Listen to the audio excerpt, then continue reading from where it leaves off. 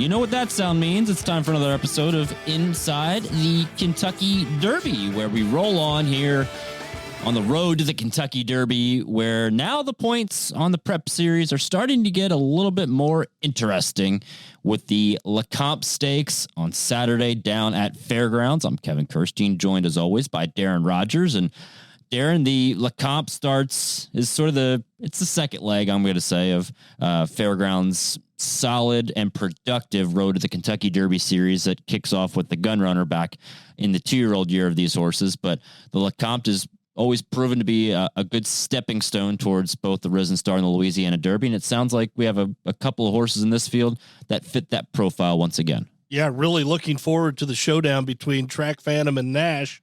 Nash, of course, was disappointing last time out, running at odds of 1-2, whereas Track Phantom, you got 9-2 odds, and Track Phantom handed it to him. We'll have to see how it turns out. We'll dissect that race along with the Kentucky Derby Future Wager Pool 3, which opens Friday at noon, closes on Sunday at 6 p.m. Eastern.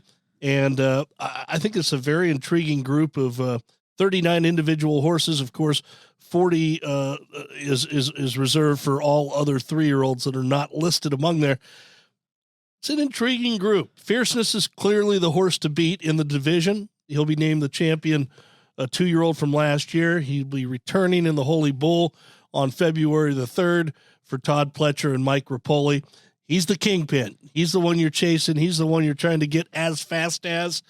And there's some intriguing prospects along the way. We'll discuss those in just a bit. Yeah, this is my favorite future wager pool out of the 6 that we do, because this is the pool where you're having these 2-year-olds that have shown form like Fierceness, like Locked, like Liberal Arts, that now have these targets in mind in the next couple of weeks of where they're returning to. Then you also have some of those horses that maybe didn't show as much form as 2-year-olds, but sort of blossom now in the early part of the year. How much action will they take? And it's the last opportunity, I think, to take horses that are, making their 3-year-old debuts in the next couple of weeks, because those prices will then get very much bet down if those horses come back and win. So they're sort of not at the top of mind like horses as of Nash and Track Phantom and, Fierceness. So maybe you can get some better odds on horses in this pool than what you would in pool 4, 5, or 6. If you're looking to handicap those horses along with us on my X account at Derby Media, there's a link to free Brisnet past performances. And I think KK will also have that as well. I'm going to, is it retweet? It's not tweeting anymore. Repost. We're reposting it. You repost. I'm going to do this right now live on Inside the Kentucky Derby. I'm going to repost right now. And we are recording this on Thursday at around 1 o'clock in the afternoon. So the Lecomte is on the second half of the prep season for the road to the Kentucky Derby. And it's the first race where the points double.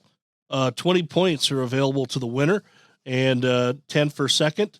And, I like this move. It's encouraging horses to run more often.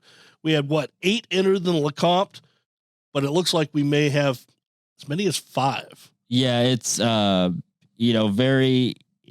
I mean, it was sort of like this last year, right? It was you had a shorter field in the Lecomte, but then the Risen Star comes up as just a gangbuster race, and it's proving that it's going to be once again a gangbuster race. You're seeing horses from the Gun Runner, which I like horses running as, in their 2-year-old years to close out the year. And you're seeing them skip this race to go to the Risen Star. And you're also seeing horses, coming back in the Risen Star that didn't run maybe in December. So it's, I think horses like Nash, who's only raced 3 times, I think this is a good learning point for him to get some more experience under his belt.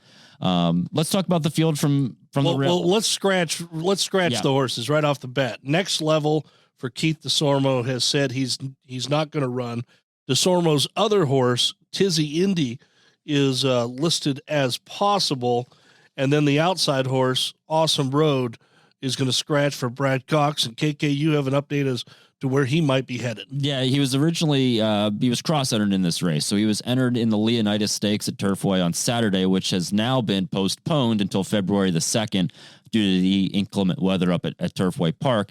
And so he went in this spot. He's based down at Fairgrounds, and he's either possible to run maybe in the Leonidas in a couple of weeks, or he may do some other options, maybe not on the road to the Kentucky Derby. So Awesome Road was one of those horses that, was on everyone's radar being bet down as the favorite in the Kentucky Jockey Club. He didn't produce there. He didn't produce in the Breeders' Futurity. So maybe it's just he's sort of been down the totem pole in the Brad Cox Kentucky Derby contenders at this stage. So he's out on the outside. So let's start with Nash, who looks to be the main player of Brad Cox's two horses that he has entered in this race. Horses are allowed to lose, right, Darren? They are allowed to lose. One race does not make a horse, and one bad performance does not make a horse. This horse showed too much promise last fall here at Churchill Downs, especially when he trains in the morning.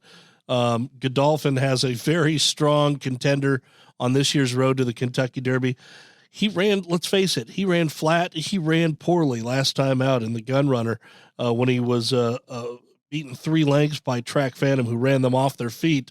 And Snead snuck in there second for Brendan Walsh. Snead's going to skip this race in favor of the Risen Star, as you suggested, spacing those races apart. I would fully expect Nash to be much closer this time. Early on, last time out, he tracked, he let the leaders go by about 3+ lengths. I fully expect this horse to be much more forwardly placed under Florent Giroux this time out. In fact, could be on the lead ahead of Track Phantom, but we'll get to that in a bit. Yeah, I agree with that point of, and sort of, breaking from the inside. I think he's sort of forced to go in this spot instead of trying and rate like he did the last time. And he's always been a good workhorse. And I've watched, a couple of his works, which are available on the Kentucky Thoroughbred website, courtesy of Bruno DiGiulio and his team in the Kentucky Thoroughbred Development Fund. So you can catch those free workouts as well. And so he's always been a good workhorse. He's worked well going into this spot.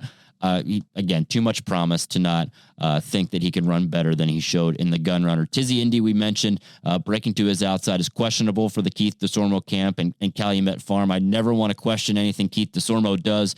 He always had, the most unique type of workouts and training methods. And so I don't know if this horse will run, but if he does, Darren, he just needs to simply improve. Well, Calumet Farm likes to participate. And, this horse, I agree with you. He'd have to get a lot faster to be in the mix, but Keith DeSormo has pulled off surprises in the past. My racing bucket list at the top of the list is to one day meet Brad Kelly from Calumet Farm. I don't think I'll ever achieve it, but that's why it's at the top of my list. So that way it can maybe be achieved one day. Not many people have. Yeah. Not many people have. Word is, I remember we had on our Inside Churchill Downs radio show several years back, Rusty Arnold telling us stories about how Brad Kelly would be in the paddock at Keeneland looking kind of all ratty with nothing but shorts and a T-shirt. Nobody knew who he was. And that's part of why I have so much respect for this guy, because, to be at that status of what you are with the largest landowner in North America, and then you show up at Keeneland for paying the $5 general admission and just sort of hanging out. Well, and how much of a boss do you have to be when you win the Preakness with Oxbow and you just say, I'm good. I don't need to go. Send the daughter. That's great. I mean, it's a boss move. Yeah, good for him. But anyway, that's aside. That's my racing bucket list, is to one day meet Brad Kelly. Can Group is an interesting horse who could break from the outside of Tizzy Indy if he stays in the race. For the DJ Stables and Cash is King, Mark Casse. This is the horse who, was running on the turf and running better than he did in his first 2 starts on the dirt down at Ellis Park. Do we wait and see on this horse, Darren, to see if he can retain any sort of dirt form? I just know he's been so much better on the turf, and I guess it's sort of give him a shot. And if he doesn't run well on the dirt, then you can always go back to the turf. I think that's there's the cough, KK. Oh boy. I was trying to do it. I was so proud. I did a TV interview for you yesterday. I got 5 minutes through without coughing, but I could feel it coming today. We're about 10 minutes in, so you doubled that. So, okay. Goals. There we go.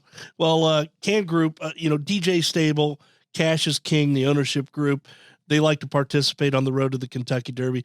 Mark Casse is always involved as well. It's a very nice turf horse. He came home very fast in the Breeders' Cup Juvenile. I'll tell you what, look, I don't blame him for taking a shot. This horse is going to need a very fast pace up front between Nash and Track Phantom to close down that long Churchill Downs Fairgrounds stretch in the Lecomte. So I don't blame him for taking the shot, but I'm not a big fan. Yeah, and I guess if you look at his watch one and see. Watch one and see. His first 2 dirt starts, he started once at Ellis Park, going 5/8 on June the 29th. It was a very speed favoring racetrack that day. He was, started off 5 lengths off the pace, so he was completely out of it after that. And then July the 21st, where he faced Timberlake and West Saratoga, and finished third to them, but he was well beaten third.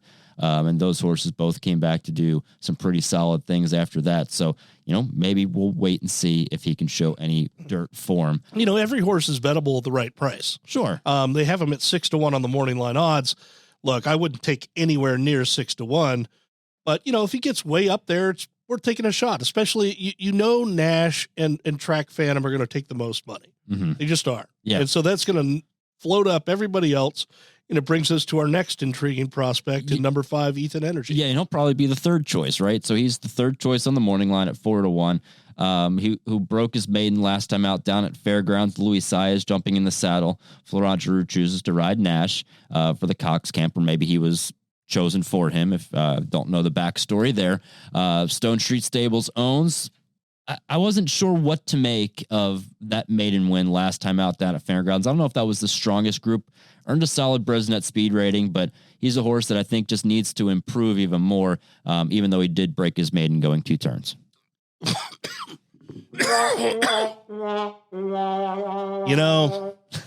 Gosh, Ethan Energy will run better than my voice. I'm confident in that.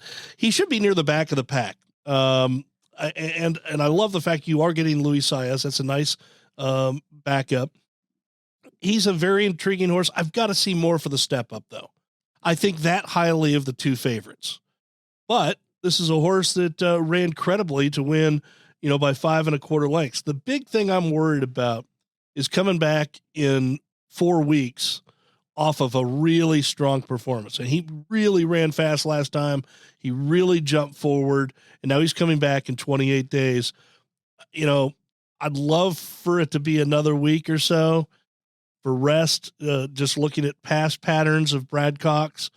But look, this is a horse that could be an up-and-comer. One of 2 horses that just beat maidens last time out. Yeah, and I'm sort of on the camp. I think he may be a little bit closer, even though he did go off the pace in a slower race last time out. I think with Louis Saez, he's going to be who's more of a forward rider, which I don't think that suits him. But if you have the stablemate Nash, knowing that he most likely is going to go, do you let him go and try to pick up the pieces? Well, I don't see the pace being fast in this race. Okay. I think Nash goes, but I don't think it's going to be blazing. Yeah, no, I don't think it's going. I'm with you. Just because it'll be a compact field, more than likely. So I don't think it'll be fast at all. Lat Long broke his maiden last time out for the Kenny McPeak barn down at Oaklawn. He ships over now to Fairgrounds for this race. He's again a horse that I think I need to see a little bit more of in order to move him into a contender role on the road to the Kentucky Derby. But again, when you break your maiden going 2 turns, you sort of have that Derby,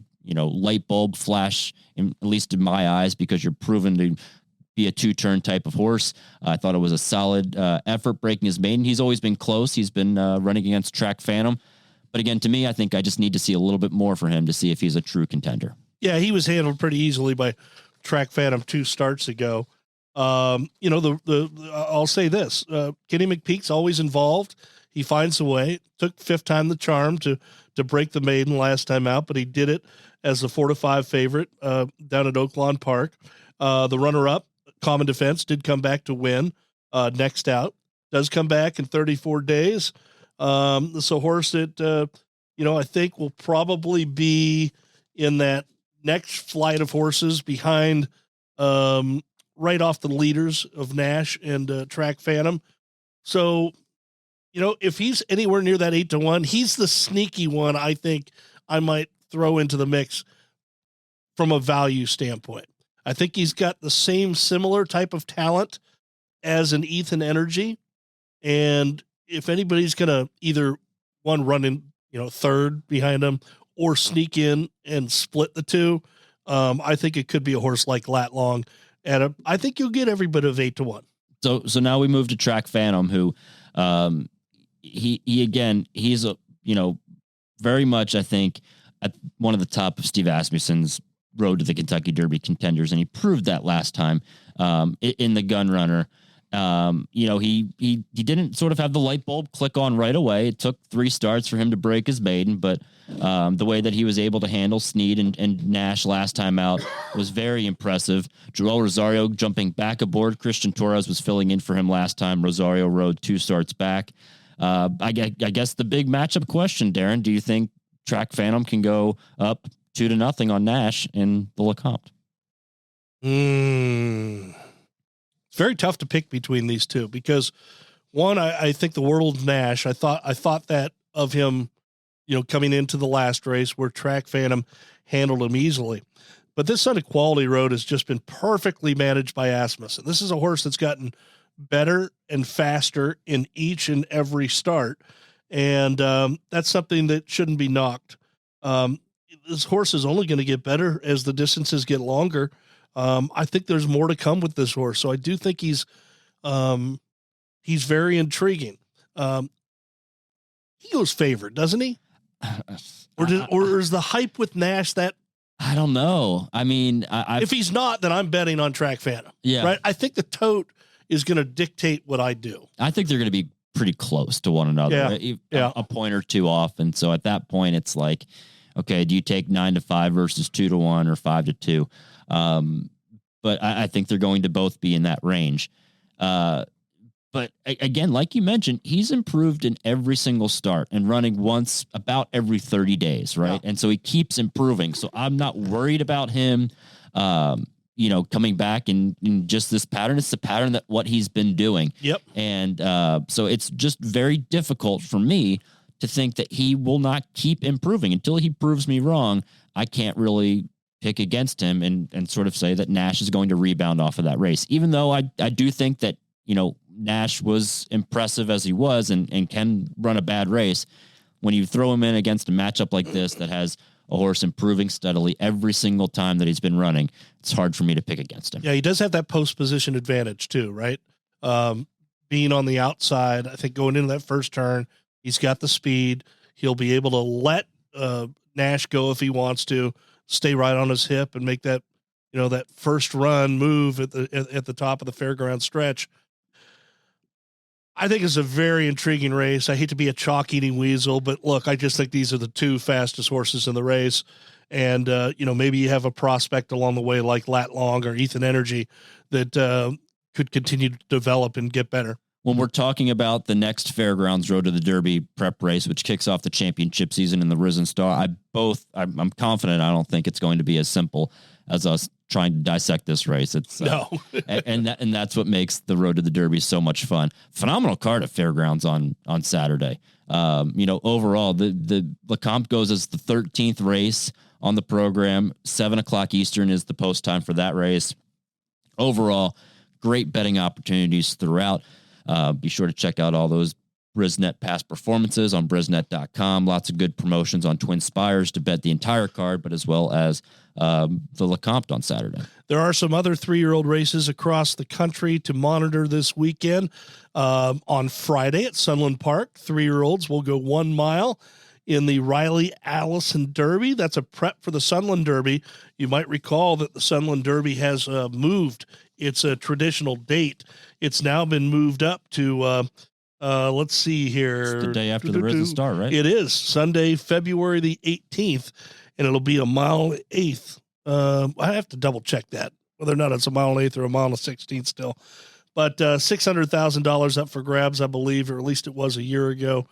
The Riley Allison Derby, look, it's not, it'll give you an idea as to who some of the top horses are in the deep Southwest. Was the home of Mind That Bird, but that's a long time between drinks in 2009. I was about to say that's the only runner I can remember off the top of my head of the Riley Allison Derby was Mind That Bird. I think that's correct. On Saturday at Fairgrounds, a good maiden special weight in the 5th race.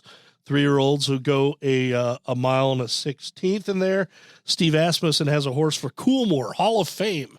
Hall of Fame ran second at Churchill Downs in his debut on closing day as the favorite there. But it's interesting. You just don't see Asmussen with many Coolmore horses. Mike Stidham's got a horse down there on the bottom in Night Out as well.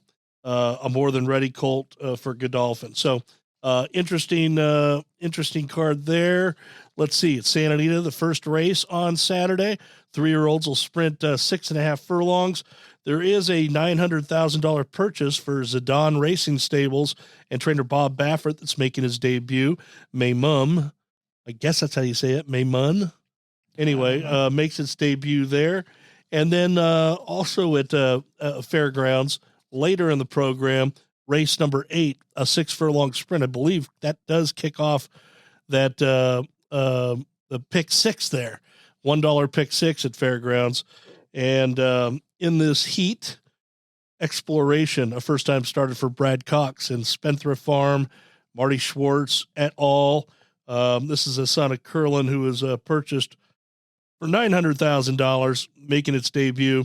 It looks to be the 5-2 morning line favorite. So those are some of the other 3-year-old races you should monitor this weekend on the road to the Kentucky Derby. And what you should also monitor too is Pool 3 of the Kentucky Derby Future Wager, which will open Friday at noon Eastern and then close Sunday at 6 o'clock.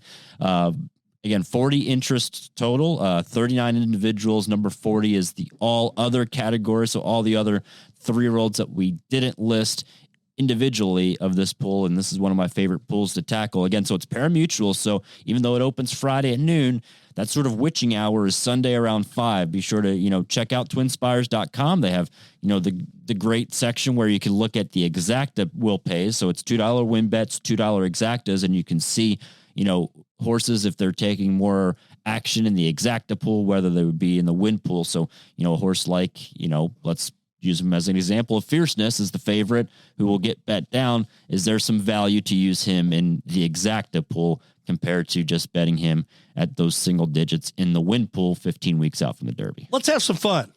Let's go horse by horse. And you know me, I like to play amateur trainer as to where these horses are either running or based on the spacing of their last race and or workouts where they could show up. Yes, let's do that. Let's go horse by horse. You got Amante Bianco, 60-1 on the morning line. This is one of the 2 horses from Japan that have garnered points on the road to the Kentucky Derby. They have both indicated interest. This horse is a big fan favorite because he's a white horse. He's a son of Hetty Hughes. Yeah. No idea where he's going next. No. My connections overseas are slim, but not none, but slim. And I don't know, but that if you're a fan of white horses, maybe that's worth a play. Aries Magic. Yeah, he was very interesting breaking his maiden with O'Sheen Murphy in the saddle, going just 6 furlongs. You wheel back in the Sam Davis with this horse, maybe? He's 99-1 in this pool as of right now. I would think Sam Davis has got to be on the radar screen for Christophe Clement. We went off at 4-5, and as you said, Murphy made that trip over there. It's a son of good magic. I think this horse, he didn't run that fast first time out, but he's a very intriguing prospect to me. What about Bookham Dano, who we've read all the reports that Derek Ryan has said, hasn't really ever thought of the Kentucky Derby, but now targeting the Saudi Derby. Son of Bucaro, who Bucaro was a turf sprinter. Obviously, it's the distance questions, but he was so impressive winning the Pasco. This horse wins. Thank you, buddy. Horse wins by 10 in Saudi. I mean, maybe they consider the Kentucky Derby, and that's why we include him in this pool. 80-1 on the Jersey bred Bookham Dano. It's not 0%. Yeah. Look, he's a Bucaro gelding, bred in Jersey, going to Saudi. Not my money, but it's not 0% if he were to run off the screen as he did last time out in the Pasco, winning by 12. Bookham, or Born Noble, is one of the 21 new horses that we used from pool 3-2 in this pool. 60-1 on the morning line for Todd Pletcher. Broke his maiden on December the 30th down at Gulfstream. You'd have to think he's a main player maybe down there, but Todd has been willing to ship horses elsewhere. What do you make of Born Noble? Yeah, first of all, very fast, very intriguing for Todd Pletcher. Son of Constitution, winning by 5.5 lengths on December the 30th, as you said. I would think mid-February for Todd would be a typical play. So I think races like the Holy Bull, the Withers, maybe even the Sam Davis are in play for Born Noble. Carbone for Steve Asmussen and the Heilig Bros, based at Oaklawn, undefeated after winning an allowance race on New Year's Eve. Son of Matoli, man, he's fast, but is he fast around for a Kentucky Derby distance? We'll see, but 60-1 if you want to get a shot down on Carbone. Well, he's going to headline the Southwest, and that's a 1 mile race. So, or is it? Do they stretch that out to a mile and 16? It's a mile and a 16. Yeah, it is a mile and 16. Always used to be a mile back in the day. So, mile and a 16th, they'll see. I read an article with Bill Heiligbro earlier in the week talking about his, the breeding. First of all, the name is Mexican Charcoal, named by his wife. But they never stretched out Matoli because he was so fast as a sprinter. And don't forget, he dominated the Met Mile. So a mile's well within his distance. Let's see if a mile and a 16th for this offspring, does have on the dam side. It's a daughter of Street Sense that does have a little distance in the pedigree. So this will be intriguing to see how far he can go. Cardinal is another Todd Pletcher Kentucky Derby possible contender. Finished second last time out to Change of Control in a first level allowance down at Gulfstream. Just how good he is in the Todd Pletcher scheme of 3-year-olds, I think is we'll sort that out over the next month or so, but probably a mid-February type of horse that we'll see next time out. Well, I remember when he broke his maiden in the middle of November down at Gulfstream. Todd sent him down there early. I remember you were intrigued by him, but the figure just didn't come back fast enough. Maybe that was a bad figure because he improved tremendously going around 2 turns. Got a lot faster, a lot better. That was a good effort against Change of Command. I would expect him to be in the mix for maybe the Sam Davis, the Risen Star. Don't be surprised if Todd's one of those ones that would put a horse on a plane every now and again out to Sunland if he thinks it's just a cup below. Mm-hmm. Just trying to get them some confidence and maybe get a shot at possibly running in the Derby. Catching Freedom is 40-1 after winning the Smarty Jones last time out for Brad Cox. We've talked about this horse on this podcast. I got called out by the owner. I just got a phone call from the owner.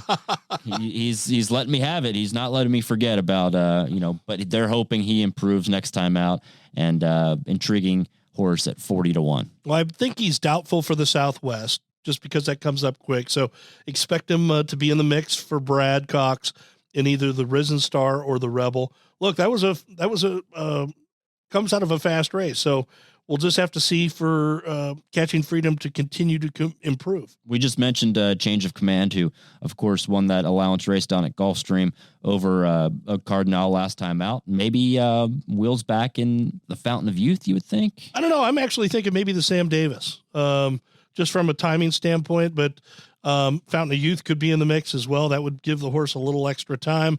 Shug McGahee is taking his time with this colt. He's bringing him along, broke his maiden impressively, came back in an allowance race. So I think a stakes engagement comes back this time. His stablemate Conquest Warrior got all sorts of buzz after he broke his maiden on January the 13th down at Gulfstream, experienced a ton of trouble in that race and still was able to eke out a maiden win by a half length. Again, this is a horse is a major player, I think, by City of Light out of the Pulpit Mare. Cortland Farms and Shug always have horses that want to run on the road to the Derby. Where we see him next is still to be determined, but definitely a big player after that maiden win. Yeah, they gave $1 million for him at the sales. And, he got off a step slow in that race in the mud at Aqueduct against El Capi, who just ran everybody off their feet. Came back around 2 turns, or actually, no, that was 1 turn mile, but that was a nice effort. And Shug has got on record saying he wants to take his time with this horse, almost follow a little bit of a path that he did with Ord back in 2013. Rather than jump right into stakes company, he's going to look for a non-winners of 1 other than around 2 turns. I would expect that race to come, sometime, around late February, maybe early March. Yeah, and then maybe wheel back in the Florida Derby or even come to Kentucky for the Bluegrass. Wouldn't be surprised. to see him in either of those spots. Deterministic has one work back since breaking his maiden at Saratoga on August the 12th, and a very much a wild card horse that we used in Pool 3 of the Future Wager. And I don't know what he's going to go off at. I don't know if some people are going to back him, but he is back on the work tab, Darren. Yeah, we've talked about him on this podcast before. To me, I thought he was visually the most impressive 2-year-old winner at Saratoga last summer. Went on the sidelines, didn't have any idea why. Probably just gave him time to develop, time to mature. Was thrilled to see him return to the work tab on January the 13th. And by the way, for those that love, I don't know if we talked about it last year or where we've talked about it, but your measuring stick is the Super Bowl. Which both of our teams will not be participating. No, my Dallas Cowboys will not be there. Your Philadelphia Eagles will not be there. The NFC East apparently was trash. But yes, Deterministic now has a work. But if you can get a breeze in by the first week of February, that typically means you're going to make the Kentucky Derby. Or I'm sorry, you're on the right path. If not, you're really, really playing catch up. So Deterministic, he is a son of Liam's Map, so you got that on the top. On the bottom, there's it's a little sprinty on the Speightstown side, so that's a little bit of a concern. But I was so impressed with that debut victory, going 7/8 of a mile on August the 12th. We'll see where he returns. I would think probably based off of that first work, you probably get 5-6 works under his belt. That would put him in mid to late February. Dornoch is the horse, and I think in this pool will probably offer the best value if you're a Dornoch fan, because once you start to get back when he's going to run in the Fountain of Youth and then have one more start to the Derby, I think he's a little bit forgotten about at this point. So if you want to, you call it value, I don't call it value, just being he's 20-1 on the line. I think we'll get bet off of that. But I think this is the pool to get value on Dornoch. Yeah, last time out in Pool 2, which was 7 weeks ago, you had all others favored at 8-5. Fierceness was 8-1. Locked was 14-1. Nash was 18-1 before he flopped. Knightsbridge was 19-1, and then you had Dornoch also at 19-1. So that 20-1 range is probably going to be legit. He's going to come back in the Fountain of Youth. Danny Gargan's already mapping out his plan to the Derby after the Fountain of Youth. He's going to give him time. He'll run in either the Bluegrass or the Wood Memorial. This, of course, is a full brother to Mage, last year's Kentucky Derby winner, yet to have his first work of the year. Then you go to Drumroll Please, who based in New York for Brad Cox, a Pennsylvania bred. If you trust the Jerome, you can get right now 40-1 on the morning line for him. Not in my backing in Pool 3 of the Future Wager, but he's likely to be one of the favorites, if not the favorite, on the New York route on the road to the Kentucky Derby. Yeah, he'll run next up in the Withers, along with El Grande O, who was not included in the 39 individual betting interest. But, he should be favored in there unless somebody ships up. But he's got to get a lot faster on this road.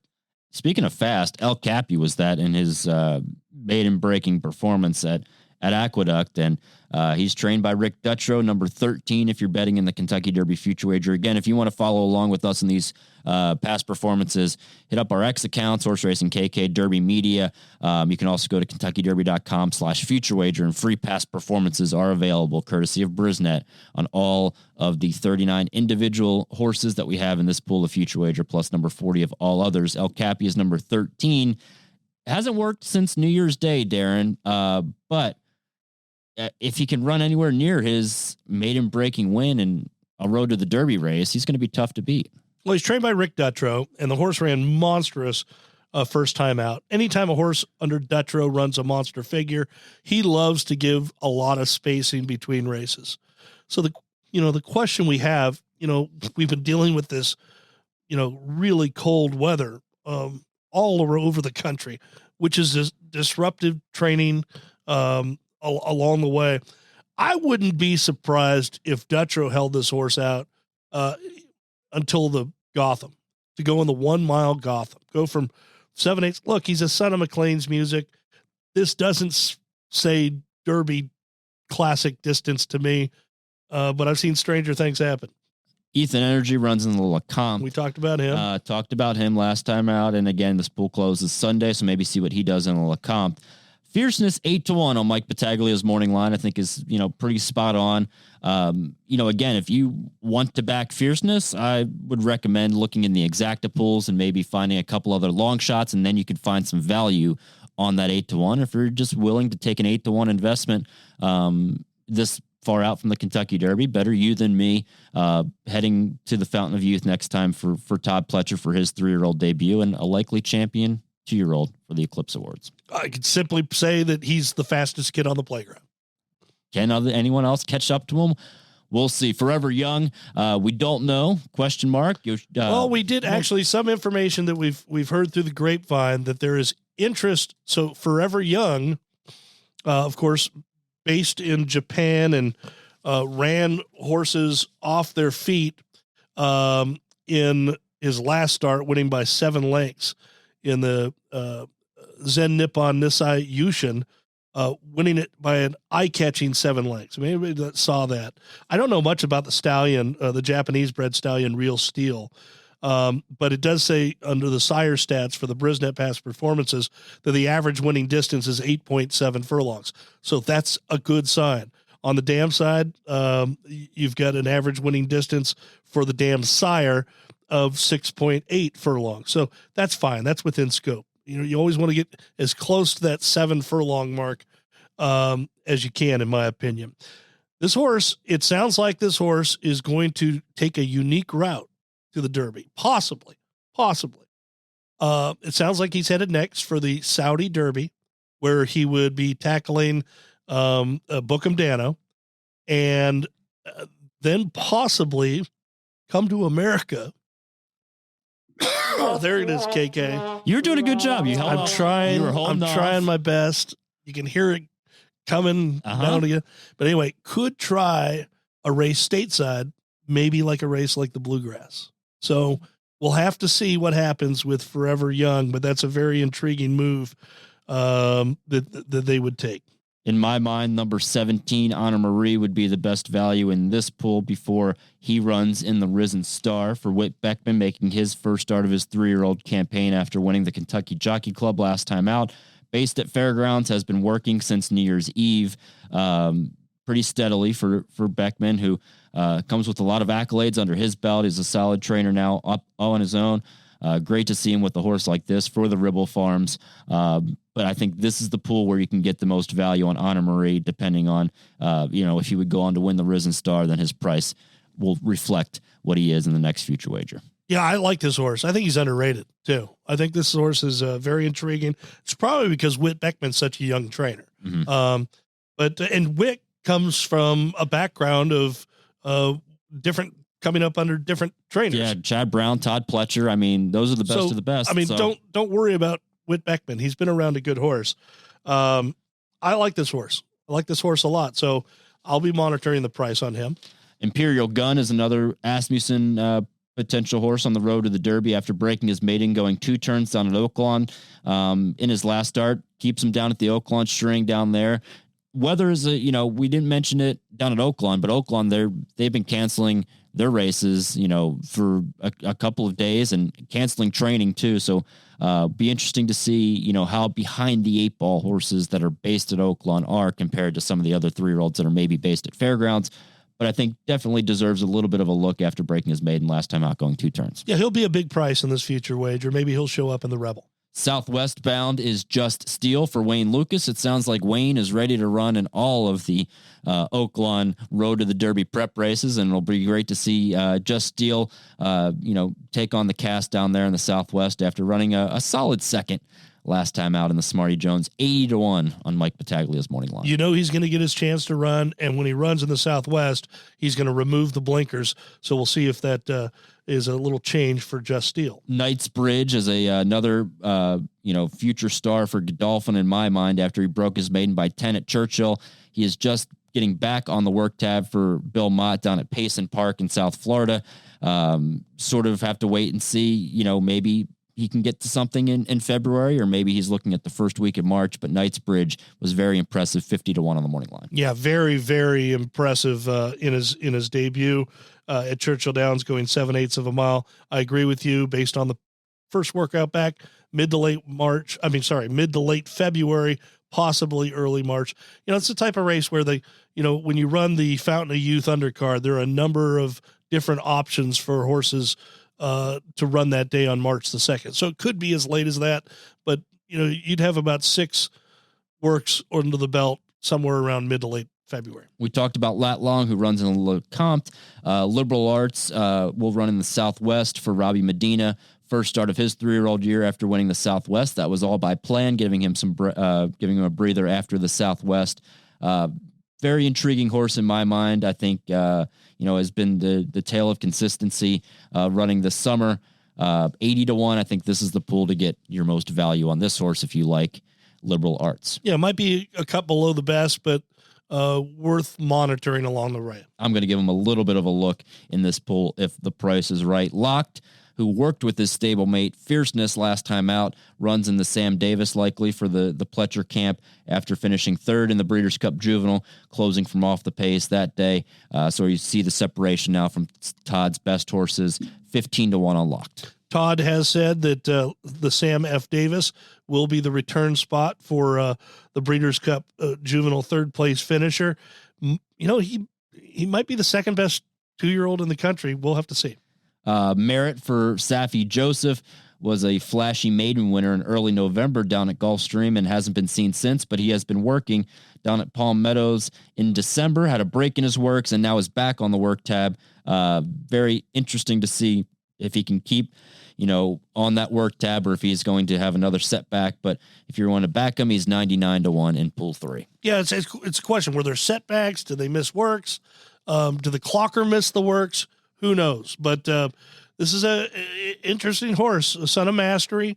Mastery, you might remember, was a romping winner of the San Felipe Stakes for Bob Baffert, and unfortunately suffered an injury on the gallop out and was retired to stud.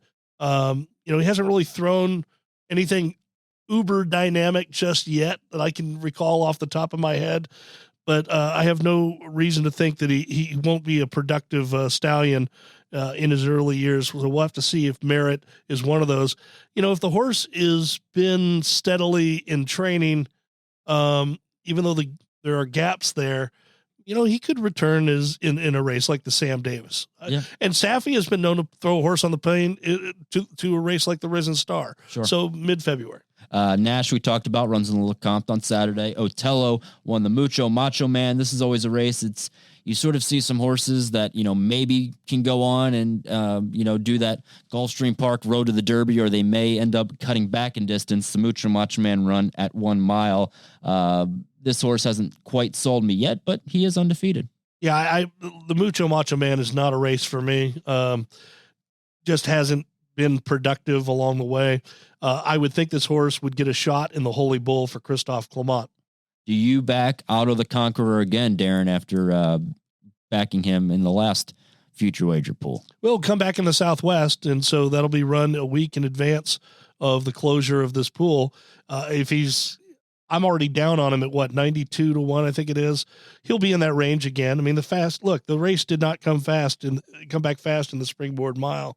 I like this colt. I think he's been productive, interesting, and I like him only because he's a price. Right. Parchment Party is the other Bill Mott trainee that sort of fits the Knightsbridge scheme of things. Yep. He was very impressive. He's undefeated, won a first level allowance at Churchill in the fall meet. Hasn't been seen since, but is down at Payson Park in South Florida and is starting to get some works. Probably the late February return. Yeah, 40-1 on him. Real Men Violin for Kenny McPeak, who finished second in the Kentucky Jockey Club. Based down at Fairgrounds, have to think, the Risen Star is a possibility for him. And this would be the pool, I would think, to back him at 80-1. I think, as we talked about with Lat Long, the McPeak barn always seems to have horses on the road to the Derby. And I think that he might be at the top of the McPeak class compared to his stablemate. Okay, and look, Mendelssohn's haven't been, the strongest on the dirt. But Kenny McPeak finds a way to get them involved. He's always underrated in here. He closed at 122-1 last time. I think this horse is a player on this road to the Kentucky Derby to garner points, possibly get in the Derby. So at a price, I'd take a shot. Yeah. Speaking of prices, Resilience 99-1 for Bill Mott, breaking his maiden on New Year's Day down at Gulfstream Park, going 2 turns. I'd have to think that, he's going to be another major player for the Mott camp on the road to the Kentucky Derby. Maybe he shows up in the Holy Bull. Yeah. Pam and Marty Wygod used to have horses for years out in the West Coast with trainer Ron Ellis. Now they have, a horse here with Bill Mott. I think the Holy Bull would be a logical next step for this son of Into Mischief. He's got to get faster. Yeah. Sierra Leone was very green in the Remsen in to close out his 2-year-old year, working down at pace and likely to make his start back in the Risen start at Fairgrounds. Chad Brown isn't afraid to ship horses. Sierra Leone for the Coolmore camp looks to be a major player, especially off that purchase, $2.3 million. If he can, mature a little bit, he's a major player. I like this horse. I love the troubled trip that he had last. Actually, I didn't love it because I bet on him that day and he didn't get by a door knock. But I thought he was the best of the two. He's the horse I want out of that race. Look, he closed at 36-1 prior to the running of the Remsen, so I would only think that his price is only going to be lower this time out. So I would expect something in the 10 to 12-1 range come Sunday. Snead is skipping the Lecomte to the Risen Star, as we mentioned earlier on in the podcast, for Brendan Walsh. He needs to prove that he is a little bit more legitimate. In my mind, even though he did close into that pace last time out, it was a little bit of a faster pace and collapsed right into his running style, but definitely one to keep an eye on for the Brendan Walsh camp. He's 50-1. Yeah, look, he's an interesting horse that needs to get faster. He's in the mix. He ran second to Track Phantom last time out, who we think very highly of. But the son of Nyquist, I think, has to continue and improve. He'll show up next, as you said, in the Risen Star. Another horse I think that could show up in the Risen Star is number 33, Stretch Ride. He's based at Gulfstream Park for Dale Romans, but Dale's been known to, throw horses on a plane. And based on that first work back on January the 13th, that would put him in play in, mid to late February, which puts the Risen Star and the Rebel right in play. Maybe he waits for the Fountain of Youth in his own backyard. Dale has said Fountain of Youth is what I read a couple weeks ago, but okay. I like this horse. Yeah, he's an interesting horse. I thought he lost his mind in the Kentucky Jockey Club in the paddock, and he still ran. He was pretty amped up in that race. But if he did any maturing over the wintertime, I'm really intrigued to see this horse run back for the West Point Thoroughbreds. And if he can sort of show any sort of maturity, he has a lot of raw and natural ability that I saw here at Churchill Downs. I'm a little intrigued by him. The price isn't necessarily right. I'd probably want a little bit more because I'm greedy like that, but 50-1 on the morning line.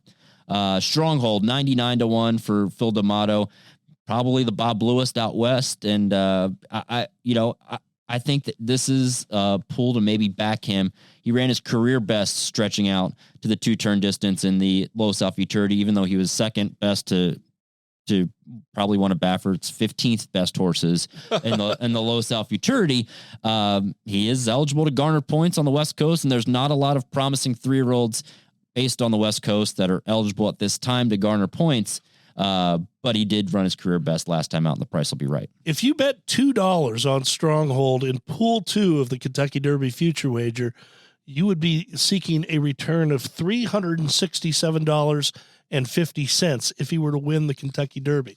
He went off as the longest shot at 182-1 last time out. We all know that Bob Baffert has all the top horses out on the West Coast. Those horses are not included in this wager because he is suspended from competing in the 2024 Kentucky Derby and the 2024 Kentucky Oaks. Those horses must be trained by a different trainer by January the 29th. So those horses will start to be transferred soon if they have serious Derby implications. Stronghold is probably the fastest non-Baffert runner on the West Coast. You have horses for Baffert: Nisos, Muth, Prince of Monaco, Windstock, Pilot Commander, Coach Prime, Wind Me Up, Imagination. These are different types of horses that that Baffert has that he's unveiled thus far that could be moved to different trainers by January the 29th. Keep an eye on that. We'll keep you posted. Number 35 is the New York bred, the Wine Steward, trained by Mike Maker, a former disciple of Wayne Lucas. And Mike has often told me, when you ask him, what's the biggest thing that you've learned from Wayne Lucas? And he said, the gift of gab. And if you know Mike, Mike doesn't like to talk very much at all. I texted Mike earlier this week and I said, Mike, any plans yet for the Wine Steward? Simply replied, no. Not yet. Not even. Yet. I didn't even get two words. You got no. I got no. He did tell us in the previous pool to definitely include the horse in the future wager. So he just hasn't come back and work yet. We came, we've told you about that. Around Super Bowl time is the best way to go. So if he's not working by early February, we'll probably leave him off the next pool. Yeah, Timberlake hasn't worked back yet, but likely to run in the Rebel for the Brad Cox camp. And he's sort of been a horse that's been highly touted ever since he broke his maiden at Ellis Park this summer. Ran fourth in the Breeders' Cup Juvenile and disappointed at 3-1 that day. But again, a horse that is targeting a race in early March and hasn't worked back on the work tab. Not for me to back, but if he's right for you, he's 25-1. Yeah, I'm with you. It'll be too low of a price with too many questions. I'm going to pass on that. What do you think about Time for Truth for Ron Moquette? Interesting horse. I mean, he'll be a big price. I would think Ron will go on with the horse for Harry Rosenblum and run him back in maybe the Southwest. It's a son of Omaha Beach out of a Looking at Lucky mare.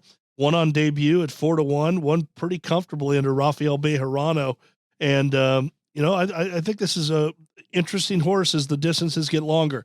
That debut was at 6 furlongs. So the Southwest going from 6 to 8.5 furlongs makes a lot of sense. Track Phantom, we talked about, runs in the Lecomte. Tuscan Sky is another maiden breaking winner for Todd Pletcher, based in New York. Would have to think he's probably going to be on the New York route on the road to the Kentucky Derby. You think we probably could see him in the Withers next time out, or maybe he waits? Yeah, I think Todd might wait for the Gotham based on the race being on January the 13th.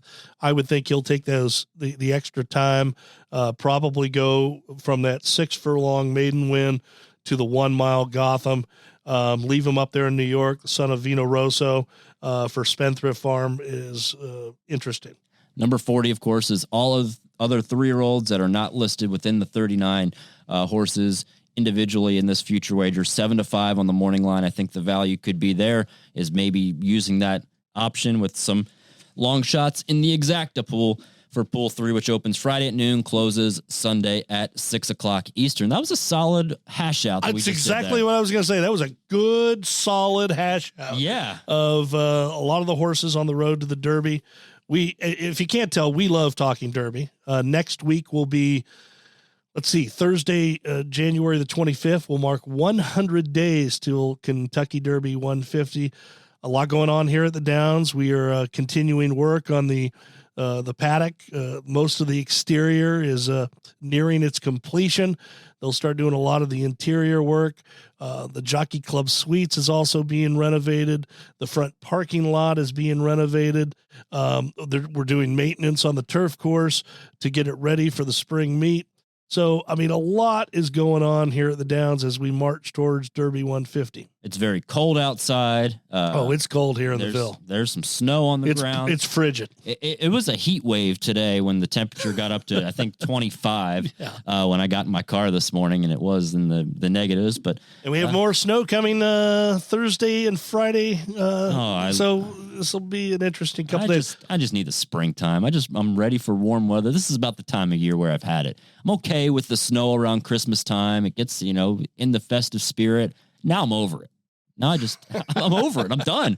Let's get Derby time around here. Let's get the spring. Let's get Keeneland started. Let's get horses back on our grounds.